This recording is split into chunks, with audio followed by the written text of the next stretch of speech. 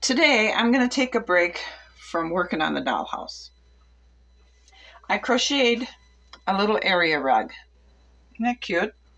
I used single crochet and half double crochet stitches, and I alternated them to give it a pattern. And when you crochet single crochet, you get this ripple effect. Can you see how it's rippling? It won't lay down, but that's normal for that stitch. So I don't want that in my house. What I'm going to try to do is figure a way out to how to lay down, relax the stitches. I don't want to put glue water on it because that'll come through and it may give it a blotchy look on the front. It may make it too stiff. It may make it shiny. I don't know. I don't know. But what I'm going to try to do is just spray the back side of it with starch until it's wet.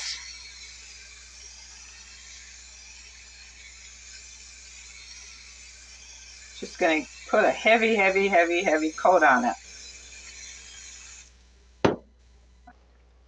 But it looks pretty good.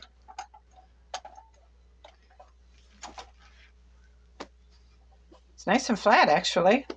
I think what I'm going to do is go ahead and spray this inside more. And we'll go ahead and repeat the process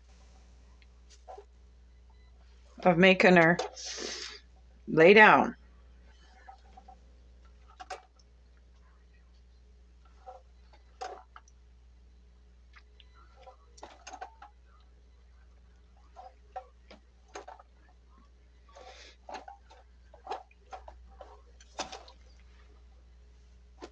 That looks pretty good. I wonder if we should just press the top a little bit. I don't want to squish the stitches, but then again, maybe I do, because with a floor rug or an area rug, which like this is supposed to be, maybe the stitches should be squished.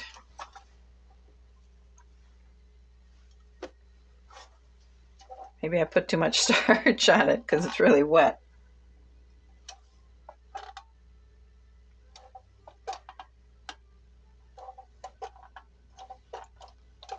Okay, I'm going to shut the iron off and we're going to set this over here and let it.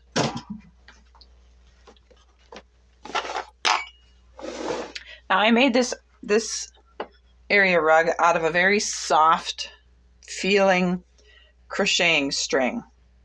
I like the color. I thought it was a very gentle, non-invasive color. So let's just let it see what happens with it drying. Now I also made another rug. I took these 3 colors of cotton string, of crocheting string, I'm sorry, and I braided them. Now when I braid very tight.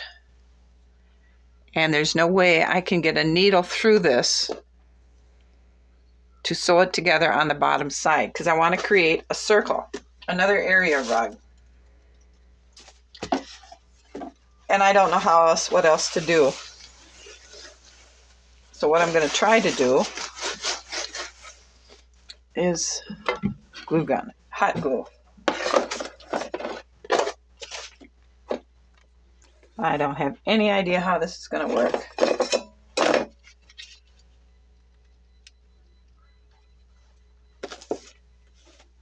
So let's just go ahead and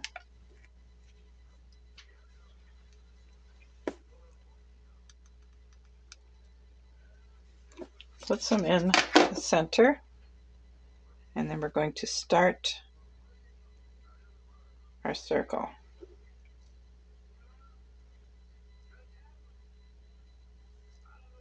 This might work.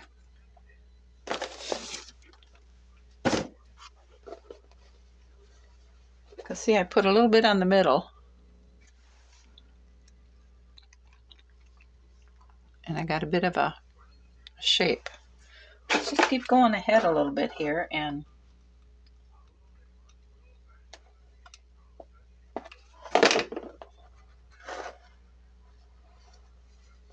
Keep wrapping this around.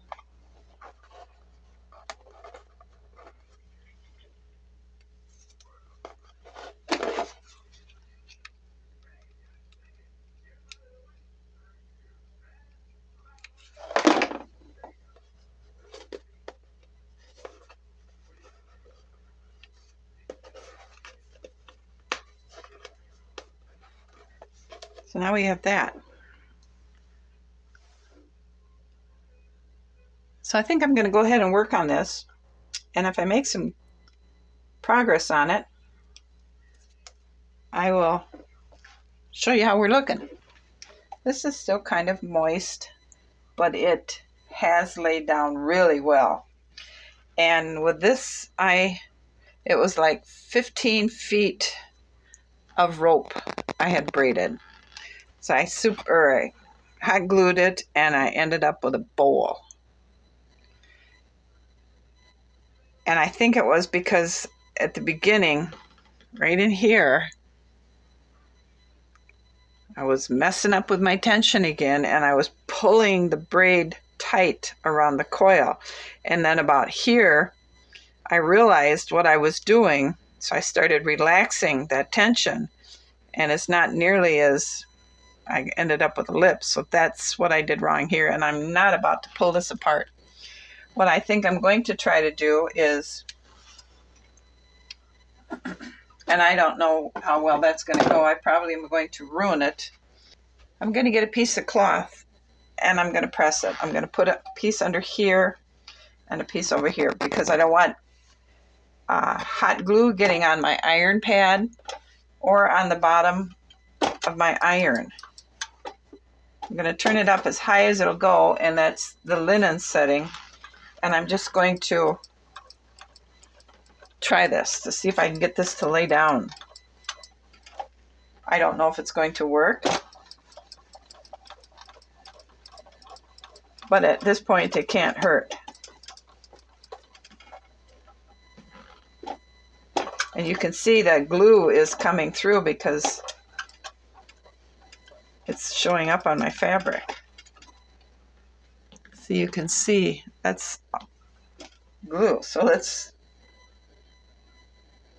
oh, that worked really well.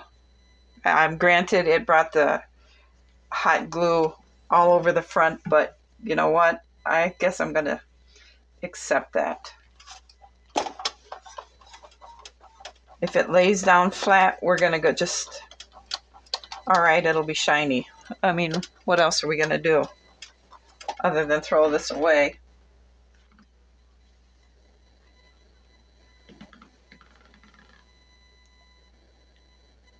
And I think I like that. Pretty hot. Oh, man. Figures I'd do something stupid. Maybe we should just press this again and get that glue to re-glue itself to itself, and then let this cool.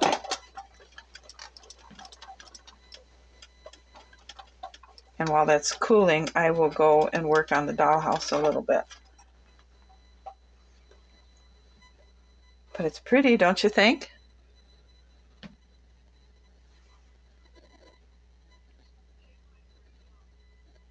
We'll see. If I can't get it to come off, then maybe I can just cut around it really, really close.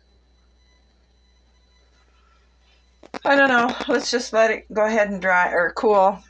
I'll go do something else. All right. I made a mistake pressing it on this fabric because it really adhered to it. And then I tried cutting it in a thin circle around it and then pulling it out for fringe. And that's not going to work either. So we're just going to have to go ahead and very carefully trim this off. Trying to be careful not to cut the braiding.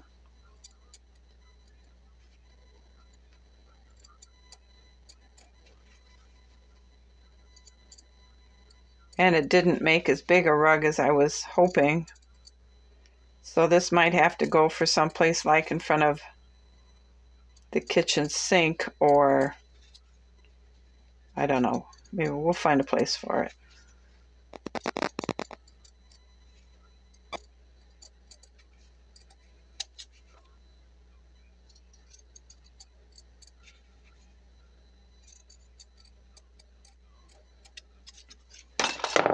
Okay, that doesn't look too bad. Got this knot here, but the next one will be better because now I know how it's going to behave, and that I'll need at least 30 feet of braided string of braid to make a lot more larger rug, but that's a keeper. It's okay. And this one here pressed very nicely. The ripples are gone. I think you can agree with me that this was a success. That maybe I should do this again with another color. I am very happy how it turned out. It was frustrating at first, especially going around here. I had to keep adding stitches in here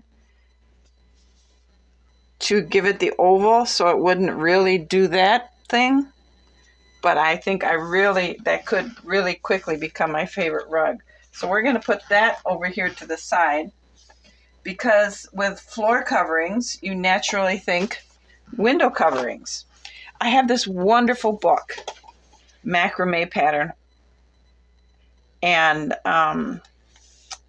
when I bought it, I was just so overwhelmed at the knowledge included in this book. It is so full of knowledge and instructions and tutorial information.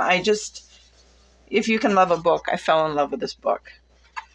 So I've used this many, many times, and I got to thinking about, well, how about this for window coverings? And the one I really like, I don't know how well you can see it, is this one. Isn't that amazing?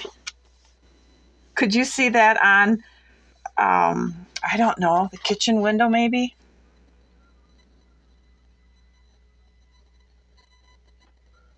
And the more I look at this stuff, the more I'm thinking that I wanted to keep this dollhouse as a 1900s. And the more I look at the interior things I'm creating for this dollhouse, I'm beginning to think I chose the wrong era to try and decorate it. I wanted to make it like the 1900s, where women cooked on wood stoves and they had wooden crates for storage of vegetables and things like oil lamps. And I'm beginning to think that that's not right for this house. So I'm really relaxing my interior design ideas for this. And I'm beginning to think that I can still have wooden crates. I can still have decorative oil lamps and big throw rugs on the floor and things like that. But I don't have to cook over a wooden stove in it. So I'm thinking I'm going to just relax. And if it feels like it should go in this house, then that's what we're going to do. So I'm beginning to think that this one here belongs in the kitchen. That one, or this one, or that one. Just a thought. You guys can leave a comment and tell me what you think. If you think that's a good idea for the kitchen, or I don't know. But I think that feels more like what should be in the kitchen. So then I have this fabulous book. And I've used this one a lot because I crochet a lot of stuff. So I got thinking, okay, I know there's edges in here I could use. What about this for the kitchen curtain or a bedroom curtain or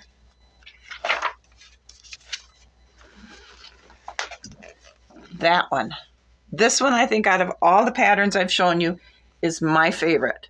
So why don't you leave a comment and tell me which one of yours is your favorite, and I think we'll, maybe you could tell me which one you think should go where. This one will be number 4. This one number 2. And so we can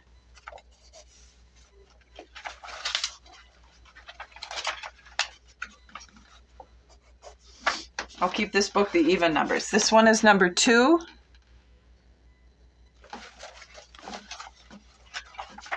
This one is number 4. Okay, I should have showed it to you this way. Number 4. Number 2.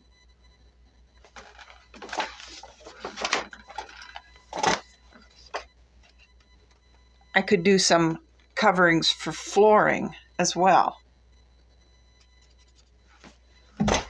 So we'll call that one number 5. If you think that should become a floor. Number 7. This one down here by my thumb. We'll call that one number 7. Or if you like the one next to it.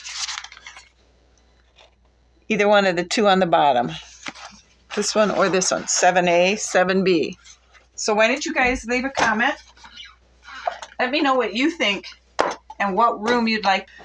So, the dollhouse layout's going to be, because we're going to not worry about a time period that this house is going to fit into. We'll just make it feel right. So you're going to walk into the living room, and the chimney or the fireplace will be in the kitchen. Directly above the kitchen will be the master bedroom, and then will be a office / library / sewing room next to that, and then off to the side will be the bathroom.